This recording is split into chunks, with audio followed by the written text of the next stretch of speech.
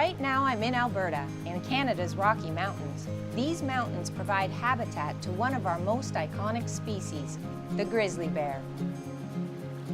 These brown bears are the second largest land-dwelling carnivore in North America, second only to the polar bear.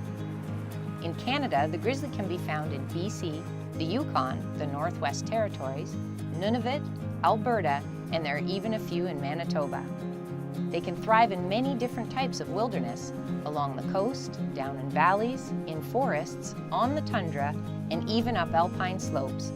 The home range of a single bear varies but can be up to 1,800 square kilometers, or 3 times the size of the city of Toronto.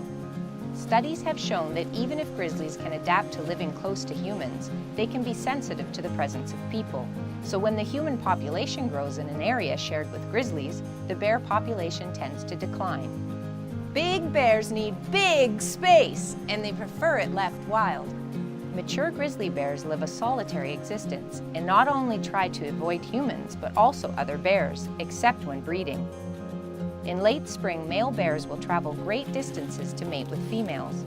After breeding has occurred, the fertilized eggs will lay dormant in the female's womb in a reproductive strategy called delayed implantation.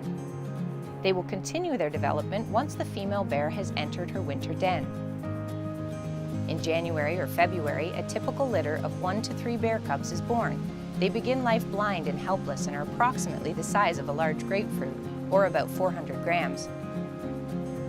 Once they have grown to be around 8 kilograms, or roughly the size of a watermelon, they will emerge from the den. They will stay with their mother until they're about 3 years old. Grizzly bears can live more than 25 years, and a female bear usually produces only 3 or 4 litters within her lifetime. Because of their slow reproductive rate, grizzlies don't easily bounce back from population declines. This makes them extra vulnerable to threats. Here in Canada, about half a grizzly's life is spent napping. When the temperature drops and food is no longer available, bears will enter a den and sleep away the coldest months. While they're not true hibernators, grizzlies do enter a resting state called torpor, where their energy use is reduced and they live off of their stored body fat until spring. Grizzlies vary greatly in size depending on the region they live in and their gender. The average male bear weighs between 250 and 350 kilograms, and females weigh about half that. Big bears have big appetites and must consume an enormous amount of food to sustain themselves. Although technically a carnivore, grizzlies actually consume much more plant matter than meat. Roughly 85% of their diet is made up of berries, tubers, grasses, nuts, and seeds, which they locate using their incredibly powerful sense of smell.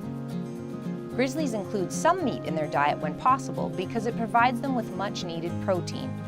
Depending on where they live and the time of year, they will eat salmon and newborn deer, moose, caribou, or elk. They also enjoy dining on insects like ants, bees, beetles, or grubs.